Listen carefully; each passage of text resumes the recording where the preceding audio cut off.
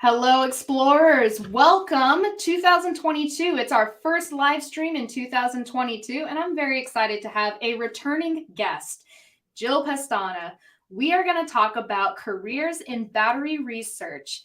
And we're not just going to talk about the electric vehicle industry, because that is a hot topic right now, but her work touches so many different markets. So if you're like, I don't know what I want to major in, I don't know what I want to do as a job, I don't even know what's out there, well, fret not, because you've come to the right place. Jill, welcome back to my show. Sorry, real quick announcement. If you like what you see, then go to Patreon.com/Industry Explorers and become a member, because we are going to talk about more in our Patreon page. We are going to talk about how to get into the industry and how to move up the ladder, all kinds of tips. Bonus material is on our Patreon, so make sure you head over there after this. Now, the real reason why we're here. Jill, how are you today?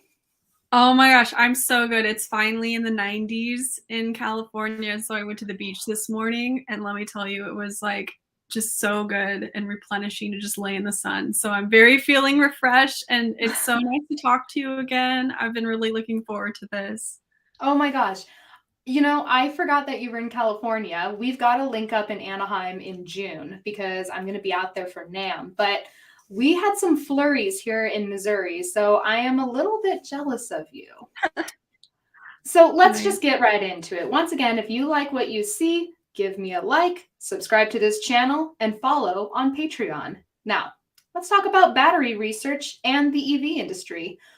What is a battery researcher? What is that role? Yeah, so I honestly didn't know what a battery researcher was until about 10 years ago when I was graduating from college. So a battery researcher, do you know batteries? We use them in pretty much every device. They're in your smartphone, they're in your car, they're in your, whatever. We develop those. Battery researchers develop the batteries, improve them. And the common issues with batteries, like they die. You have to recharge your phone every night. Or if you have a phone for years and years and years, eventually it won't hold a charge for as long, right? And that's because of battery degradation. And so battery researchers make sure that the battery degradation doesn't happen so much, so that we can enable so many devices to work for longer periods of time. So I've heard the term battery cell, and in my mind, I'm thinking of like a single solar panel cell or something really small. Is that what a battery researcher uses to proof test the batteries when they're conducting their research? Are you asking if they use like a solar panel? Is I that what you? suppose. I mean, I suppose is that a type of battery? So a solar panel is just a energy conversion device. It doesn't Hmm. store energy. A Got battery it. stores energy, but that's a good question because there are so many different energy devices, right? There's Hmm. solar panels, there's fuel cells, which is another energy conversion device, and then batteries, which are an energy storage device. So when it comes to developing batteries, yeah, a lot of people throw around the word battery. What is a battery? We talk about a car battery. But actually, in electric vehicles, the car battery is composed of thousands of cells. Yeah, they call Hmm. them individual cells. Okay. And so there's a cell level, which is an individual battery. Like I should have like a prop, like a little AAA picture, like a AA battery. That's a cell. And then Okay. if you put those cells into together, string them into series or parallel, that forms a module or a pack. And then those different packs, you put them all together and that can form like a huge battery like you'd find in a modern day electric vehicle. Is my electricity knowledge is somewhat limited. I'm not an electrical expert, so maybe people who are more in tune with these terms are they might laugh at my question. But what's more efficient if your battery cells are in series or in parallel? That's a good question. I think the efficiencies of batteries have more to do with how they're managed than necessarily how they're arranged inside of a pack. Okay. And there's actually a software unit that manages batteries, and so that plays a large role in their efficiency. Oh, fascinating. So Yeah. not only are we talking about battery research and development, but we're also getting into a little computer science. Totally. Batteries, the reason I was so attracted to the field is because it's so interdisciplinary. And I'm one of those people who have a ton of interests. Like you could see ukuleles right behind me on my Yes. paintings. Like I paint, I play music, I do a Yeah. lot of things. I go to the beach. And so when it came to figuring out, what kind of field in science, because I've always loved science and math, I wanted to pursue, I wanted something that would always keep me interested and curious, right? Hmm. And when it came to battery research in graduate school, when I was studying material science, and undergraduate, when I was studying physics, I found that I was reading papers across so many different fields, even within batteries. So there was anything from mechanical engineering to electrical engineering, chemistry, physics, software. Mm. All of these different fields converge to form Okay. batteries. So it's a super interdisciplinary device. Now, I'm going to save my question about that for later because we are going to talk about the educational requirements to do this. What are the responsibilities of a battery researcher? A battery researcher typically works in planning experiments, executing those experiments, and then writing up results and reporting them to your team. So typically in industry, you're working within a research and development team. When I was a senior battery scientist at Innovate Corporation a few years ago, or I guess that was just a year ago, it wasn't that long ago, but I worked there for 5 years. And during that time, I was on a team of about 20 researchers. And mind you, this was a startup. It was about 60 people total in the company. So most of the company was on the research team. And so I had a lot of different people I worked with from all different backgrounds. And we worked together to come up with hypotheses, test them out, and ask questions about, what's going on inside of this battery? Why is it breaking? Why is it working really well? And then Mm. narrowing in on different types of tests we can perform. So I used a lot of different types of microscopes and spectroscopes. Like, I don't know if you've heard of like big scanning electron microscopes and transmission electron microscopes. So I got to operate those, which I love. Like, that was so much fun. Getting to look at literal atoms through a microscope. Like, oh my gosh, I blow my mind Atoms. every time. Like Atoms, that's atoms. that's insane because I do think of a microscope and I think about my 7th grade biology class when I have a very small sliver of onion under that microscope and I'm looking at the different onion cells. But to be able to look at the atoms Yeah, and picture it that's looking at the onion cell, and then you can just keep and zooming, just keep zooming. keep That is zooming. wild to me. I had no idea that that existed. So that's just one of several tools that a battery researcher might use. Yes, Wow. lots of different tools. And typically in larger companies, battery researchers are more specialized into different areas. Like there's different components in a battery. So if you're specialized in a certain component, or Hmm. you could be specialized in a specific instrument. So certain people, all they do is do electron microscopy, right? And so the Mm. researchers come to them and say, hey, can you look at my samples? And they have the expertise on the instrument to apply to a range of samples. So it's kind of like you get to pick whether you want to be an expert at an instrument or an Hmm. expert on like a topic like chemistry, organic chemistry and electrolytes.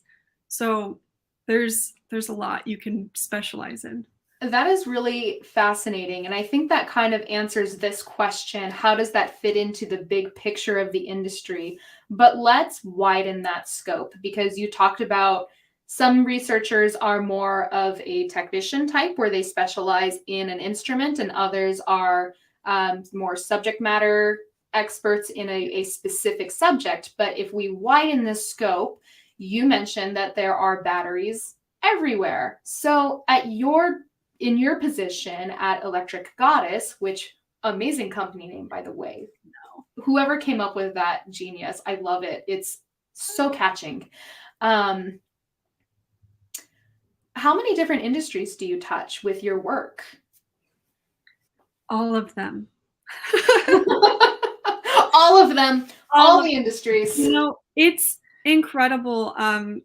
Just I'm so grateful for where I work and the different industries that we get to work with. So we have clients that span anywhere from communication satellites, so that's Mhm. space, aircraft, air, uh, tractors, agriculture, trains, transportation, both of passenger and of cargo. We might be even getting into shipping boats, like huge shipping boat batteries. That would Mhm. be incredible for the That would be environment. really And incredible. then we also have clients who are vehicle companies, like Archimoto, who has a three-wheeled electric vehicles, which are incredible. So we work with so many different industries. Stationary storage is another one. So batteries that will just sit on the ground and you can either charge your car or it plugs into the grid or plugs into solar to store energy for long periods of time.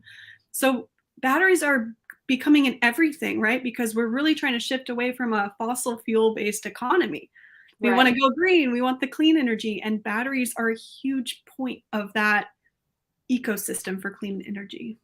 Right. I'm going to save a question regarding um, what is it like having net zero emissions if you're doing installing a battery. I don't know how you achieve that, but I imagine that's something that is very much on the forefront of your mind and that what you think about all the time. I know uh, some some criticism towards the use of batteries is that you have to mine for them and you have to dig them up and basically destroy the geography. So, do you want to get it? Do you want to touch on that very lightly? That Yeah, I criticism? definitely can. And Would you're love right. to hear it. Yeah. It's definitely a concern of mine too, as far as the mineral use, because as batteries go into vehicles, like I said, there's thousands of batteries in a vehicle, and that's so much material. And if you look at the of how much material is needed to support electric vehicles, it's probably more than we're mining and able to mine. And so Mm. looking at it from an economic standpoint, we need to be investing in the United States. I'm talking about the United States. We need to be investing in our own infrastructure for mining to bring those mineral resources to light. But here's the positive side is that we can be conscious and make smart decisions working with indigenous leaders in order to Mhm. make sure that we are responsibly mining material and we're doing so with minimal environmental impact. In fact, some mining vehicles are now being made with batteries. And so, there's that side. And then the other side is that this is inevitable. The world's going to be filled with batteries. It's just Yeah. economically where the world's going. Mhm. So what you kind of have to pick a lesser evil at some point, right? And Mhm. I think that batteries have a huge potential for recycling. Right now, lead acid batteries, I don't know if you know this, but lead acid batteries, the car battery that you have, the Mhm. 12-volt battery in your car, those are recycled. 99.9% of those are recycled. It's a Nice. huge success in recycling. And battery recycling is actually something that Electric Goddess, my company, the CEOs and the founders of it also started a battery recycling company. And they're really focused on taking any kind of used battery, breaking it down into what they call black mass, which can be then put into not just battery industry, but also like steel and other materials as well. So there's a huge potential for recycling of batteries, which is going to be happening in the next decade or so. And that can feed back and help make the field more sustainable.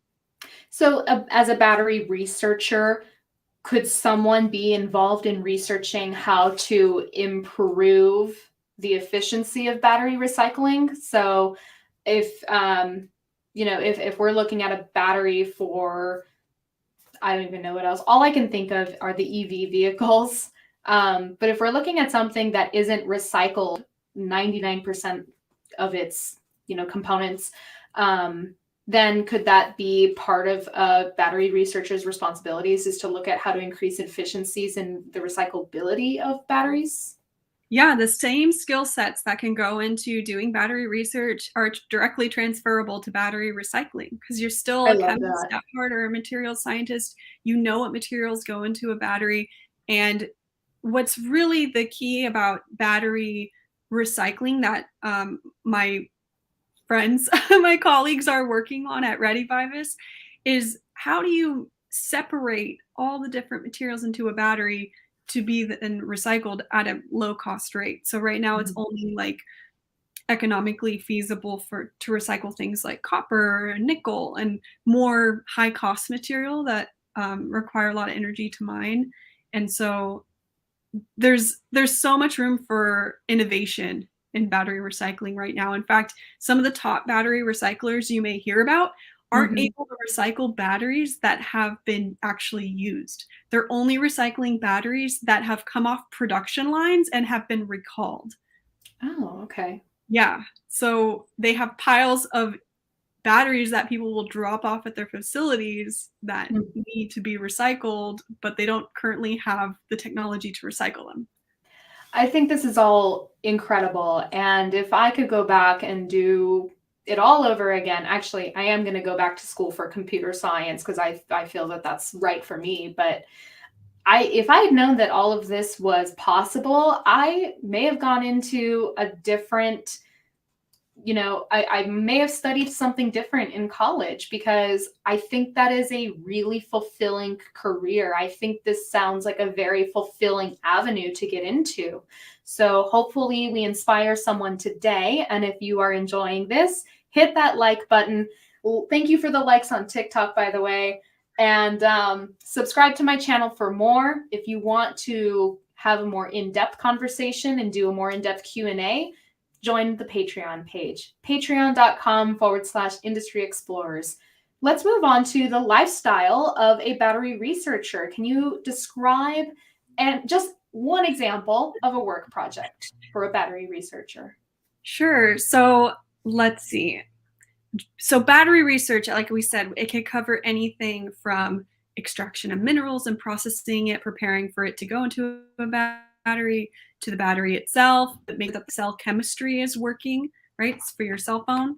Or it could be in assembling battery packs and modules and making sure that those work all together with the battery management system. Or it could be in recycling, disposal, all of that. So there's many different parts of the battery life cycle Mm-hmm. that you can work in. And so my days are different every single day. When I was a senior scientist, I was mostly working in a lab. So, except for when we were in COVID, I would only come into the lab on an as needed basis. And just depending on the company and depending on where you are, as far as whether you're a technician level or you're a principal scientist level, you may be just telling technicians what to do for the experiment.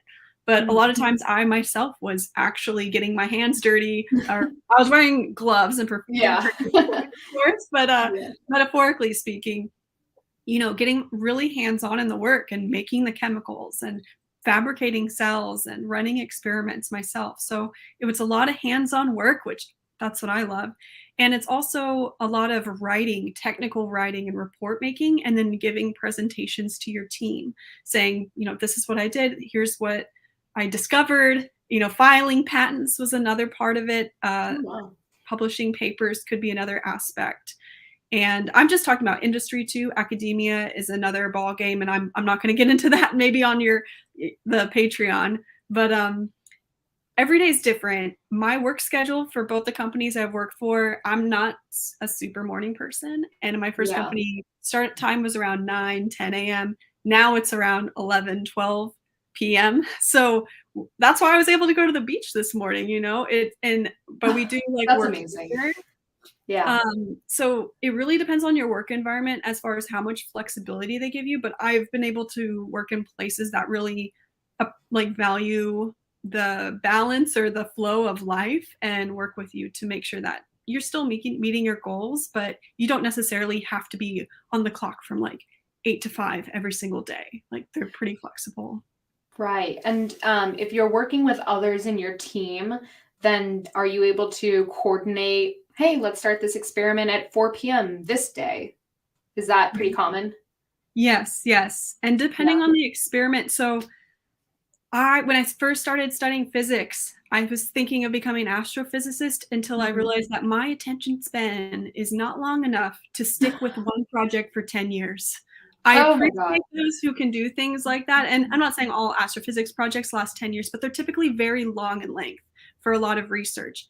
For Yeah. battery industry projects, some can last a couple weeks, some can last a couple months, some can last a few years if you're cycling batteries for the long term. But in general, it's pretty quick, the turnaround. And so when it comes to the cycle of projects and planning projects and running experiments, some experiments can run overnight because you put the battery on a cell cycler that'll do the thing for you, and you just look at the data after a few months when it's done cycling. Or you run an experiment that in the lab and it becomes dinner time and you're like, well, I better finish this up because I need to eat today, So it really depends on what you want to do and what you want to specialize in. But there is a lot of flexibility with being able to choose what that is. Like sometimes if you become an expert in a certain equipment, maybe it's way more hands-on and you have to be more attentive. But sometimes it's kind of like you hit play and it goes and you can go do what you need in other places. So yeah. Oh, that's, it sounds like there's a good work-life balance when it comes to being a battery researcher. Before we talk about that, is there any travel involved in this? As a battery scientist, I wasn't traveling too much. The occasional local conference that my company would be like, okay, yes, we'll let you go to this. Right. But it wasn't a job where I'd be traveling often, though the pay allows you to take vacations, it pays pretty decent. And then for my director role, though, now I'm more client facing and we have clients all over the place. And sometimes we'll get called to go check out a scene where maybe there was a battery fire and investigate why that happened. And so in that case, the client would pay for us to go travel on site and do that. Or one thing that happened recently was Archimoto, the electric car company, unveiled a new model. They're leaning tricycle, which is incredible. You should go check it out on their website. I'm gonna put a note in it. Put a note right now. Yeah. So we got to go on a Tesla road trip up to Eugene, Oregon, to their new factory and meet the team that I've been doing virtual meetings with for forever. So that was a fun work trip. Just to, it's a company event, and it was fun just meeting people who are also extreme battery geeks and EV geeks. So always fun. So there is some traveling involved. Yeah, not as much though. It doesn't seem like Not as much. Okay. So yeah, how much time do you get to spend on yourself, and what do you enjoy doing? I see the ukuleles in the back. And are those yours? I play. There we go. I play music. So I guess these days, at Electric Artists, I really love my work, and we're a startup. And so to me, it's like a game of like, how many people can we help? And, the main problem we solve is designing safe battery packs. And so it's something that I'm really passionate about. I feel a lot of purpose in, helping the world save waste because we don't want recalls. And so I'm actually doing a lot of work, but my work is so varied. Like we have a YouTube channel and I do my own YouTube videos on the topic. So I was lucky in that I found a job that doesn't feel like a job. You know what I mean? Yeah. So I do work a lot because I love what I do. But I do take time. Like I went up to Seattle the other weekend. I worked remote one day to visit my brother, and my boyfriend's a comic. And so he had some stand-up comic shows that he did up there. And that was just fun, like exploring the city. So I do love to travel. I do love going to the beach. Salsa dancing is a fun thing I do some evenings. So I have the flexibility, I feel like, to do the hobbies I enjoy. And I feel like my employer encourages it, which is incredible to be in a workplace like that. Did you have this much flexibility when you were a battery researcher or a battery scientist? Not as much. Is that because of the company culture, or is it because of the nature of being a battery scientist? A little bit of both. Okay. I think the nature of being a battery scientist is that you need or an engineer, you're going to be in lab most of the time doing the experiments. Unless your role is very data heavy and you're doing a lot of data analysis, then you can work wherever. Or if you're software based, then you don't have to be in the lab per se. What I noticed during coronavirus when we were quarantined at home for so long is that I love working in an office environment. And so I knew in my next role, I didn't want to be remote. So that was a personal choice to seek a position where I would come into an office, but still have flexibility. And I was able to find that. And so I think depending on what you want, you can find a role that fits that. And yet certain companies, depending on the management, they may not see you as like, you want a manager who's going to support you in the lifestyle that you want. And it really depends on who that manager is as far as whether they'll give you that kind of freedom. So I encourage finding a great management that supports your well-being. Yeah, so it's really important for young professionals and for students to get to know themselves, know what your values are, like really think about what's important to you, what kind of the lifestyle you want, and then think about how your career fits into that lifestyle. And then when you are interviewing with companies, think about how you're interviewing a company as much as they're interviewing you. So are they going to support the lifestyle that you want, just like Jill mentioned. So let's talk about education. But real quick plug, if you like what you are learning today, hit that like button, subscribe to Industry Explorers. Yeah. And if you want to check out our bonus material, head over to the Patreon page, patreon.com/Industry Explorers. Let's talk education. Everyone wants to know about education. Is a college degree necessary? No. What?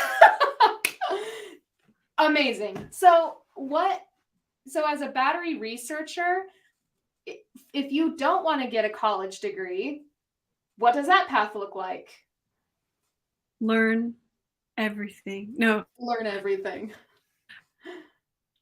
Let me describe this based on a few people I know and their paths. So my path was very much like my parents were like, "You're going to college," and I was like, "I'm going to college." It was the thing you do, right?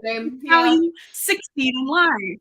That was definitely forced down my throat at a young age. So went to college, studied physics, minor in music, ukuleles. Then from there, I went to do it right away and I studied material science and engineering for a PhD program. And I ended up leaving with my master's because I had a unsupportive advisors, what I'll say. So you got to be really careful about who's your advisor in a PhD program. Big lesson learned. But in Yeah. any case, so I took the university route, right? I got my master's, started working as a research technician, which was actually, I was overqualified for the position. But during my college years, I did internships to learn about what I liked and didn't like. Like you were talking earlier about know yourself, know your values, know this.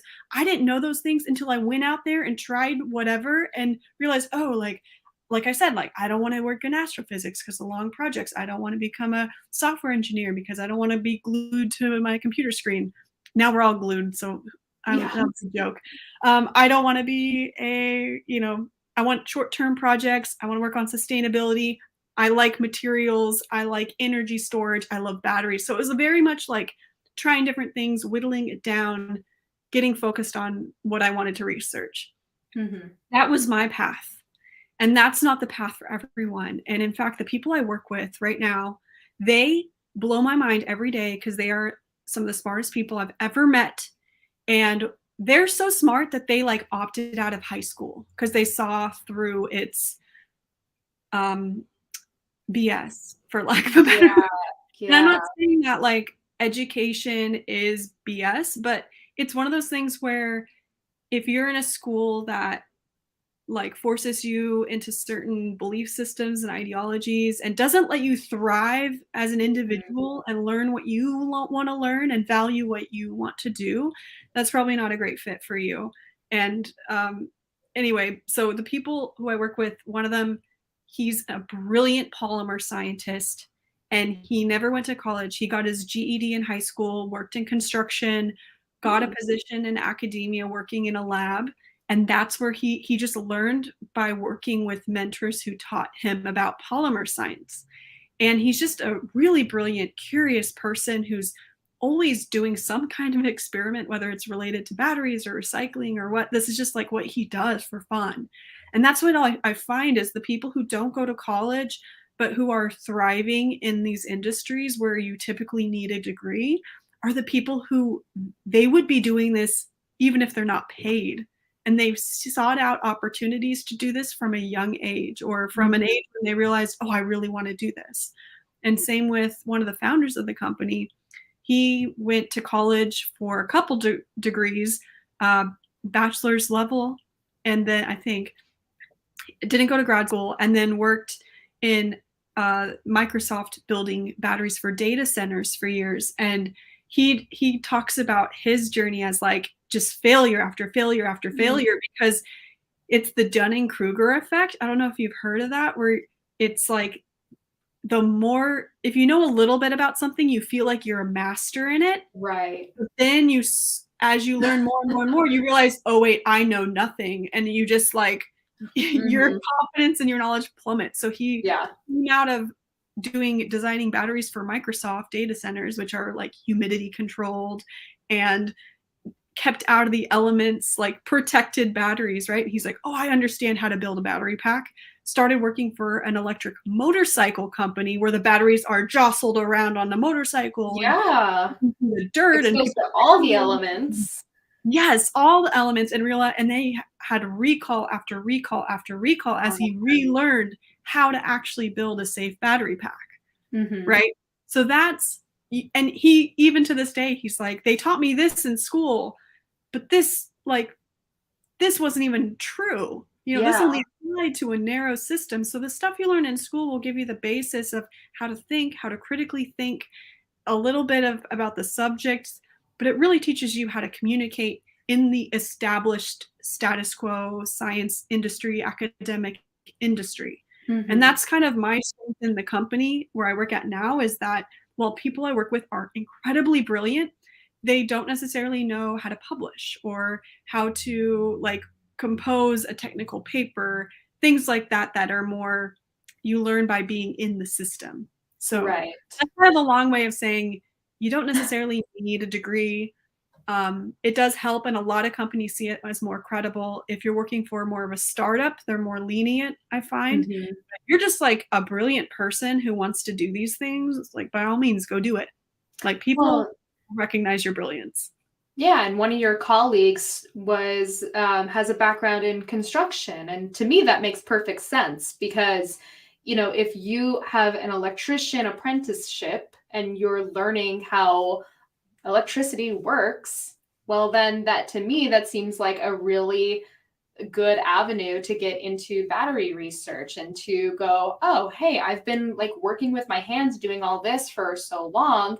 Maybe I can specialize in an instrument and become a technician in a lab. Or maybe I can then go back to school and then get a degree in something to, then get a degree in materials science or organic chemistry. I'm going to say this all the time on this show. You don't have to go to college right after high school. You can join a skilled trade. You can enter the job market if you are lucky enough to get a job right out of high school, and there's different ways to get to the same place. And no, you're on no one else's timeline except for your own. So it's your life. It's your life. Do what you want. Do what you want. I love it. Yeah.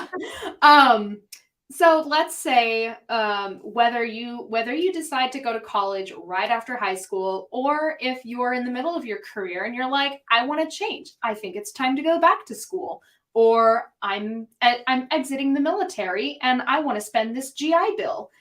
I want to do battery research and development. What are some good majors that you recommend? Obviously, material science. Yeah, material science is what I did. There's new degrees coming out that weren't available when I was looking into degree programs. So I've met people in like manufacturing degrees. Well, I think those have existed for a while, but there are battery and energy specific degrees now in places. Yeah. I've been targeted for ads on the EV, on like some EV degree, like EV programming or EV design or something along those lines. I'm getting those targeted ads on Instagram lately. Yeah. I'm going to get more now that I've said this out loud. Right? They're always listening. So really any science degree, maybe not necessarily biology, though I met a biomedical engineer who now works as a sales engineer at Panasonic. So you never know. Yeah. But I think for being a researcher, definitely, I feel like I'm biased because I'm a physicist, but nearly all the people who have made major milestones in the battery industry, like Jeff Dahn, John Goodenough, physicists, they're all physicists. Mm-hmm. So I'm biased, but applied physics nonetheless. And then there's electrical engineering is a common one. Chemical engineering, lots of chemical engineers. Material science, chemistry, lots of chemists. So it's very like heavy science. Process engineering, if you want to be more on the process engineer side, which is similar to a battery research type of position, that's more like manufacturing engineering, materials engineering, mechanical engineering. So yeah, any type of science or engineering degree is probably going to serve you pretty well. And once you are in your college studying whatever you decide to study, seek out those mentors. That is what college is about, is networking. If you're, what do they say? Your net worth is your network. So while you're in school, take advantage of the resources at your disposal, such as your professors. Yeah. I feel like Moira Rose from Schitt's Creek. I binged all 6 or 7 seasons. Yeah. Like your professors. I felt like I embodied her just now. Anyway. You did. I saw it. Sometimes I'm a little Lamborghini. I'm a Hollywood star. No, I'm just kidding. I'm Alexis Rose. Anyway. Great show. I love that show. So last question for you. We're definitely over time. That's my fault. Last question. What are essential interpersonal and technical skills? No matter whether you are, you have your degree or not, no matter what route you take to get to battery research and development, what is an essential interpersonal or technical skill that you need? That's a good question, because all of them. The way that I've been able to find my success within such a huge industry is by playing to my strengths. Mhm. So I have a very good technical background. I I can hyper focus, which allows me to run equipment for like hours on end, like and not get bored or fall asleep. Um, and then I also I have great communication skills, and that's always helped set me apart from other people. People have always commented, "Oh, you're so good at communicating," and writing reports, technical writing. I have a strength at, and so when it came to working at Innovate, what as a battery scientist, what I was able to do that other people necessarily couldn't do as easily was pull together teams of people from across the company, like little work groups to tackle specific problems and then solve kind of outside the structure of the organization and solve problems outside of the structure. And that really helped me achieve a lot of things that weren't really possible for other people and helped me stand out and help me think in different ways because I'm working with brilliant people who maybe have 20 years of experience while I had 1 or 2 years of experience, but I was able to learn from all these different topics and synthesize the information and then think of new inventions for patents, right? So that was a little bit of my secret sauce that I used.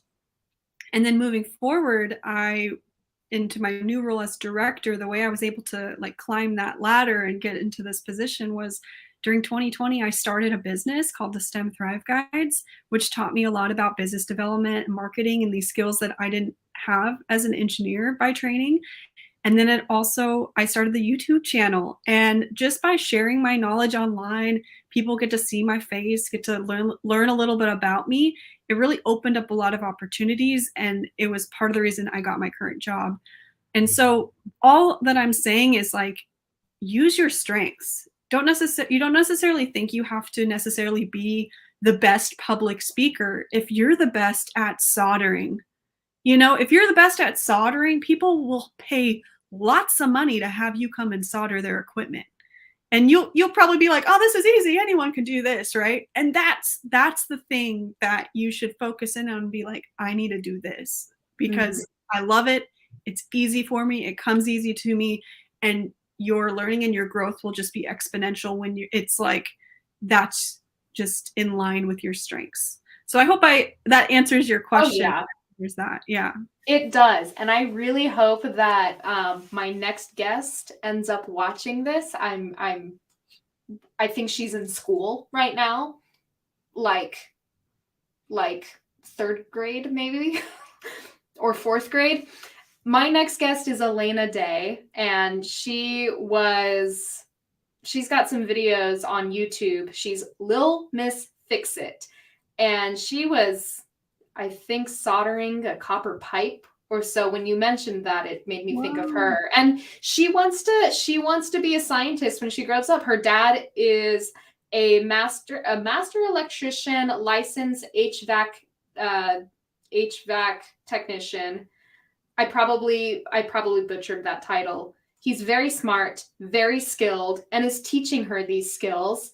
And she's learning to work with her hands, and she wants to be a scientist. So maybe it's battery research. I don't know. We'll see. But shout out to Elena, and can't wait to interview her on the 22nd. Follow Jill. You can find her at Jill Pestana. Her YouTube channel is across the Nanoverse, and she has her company called the STEM Thrive Guides, which I'll let you describe. Well, I'll give it a shot. I feel like I'm not going to give it enough justice, but the STEM Thrive Guides talks about how to navigate difficult workplace situations such as harassment. So Jill kind of barely like a droplet of the iceberg talked about it. She had a very unsupportive mentor during her PhD program and ended up leaving that program because of it. And I know there is more to that story, and she talks about it on her channels. And I think you are a beacon of inspiration, and I'm so happy to know you, and I'm so happy that you're in the same online groups as me, and I can't wait to let's meet up in Anaheim when I'm out there in June. So I'm super excited for all of this. Thank you so much, Jill. Listen, everybody, if you enjoyed learning all of this today, hit that like button. That's all I ask, is hit the like button. If you would like to see more, subscribe. And if you want to see the bonus material after this interview, where we're going to go into a deeper dive, head over to that Patreon page, patreon.com/industry explorers. And until next time, I will see you on our next adventure. Take care, explorers. Bye. Thank you.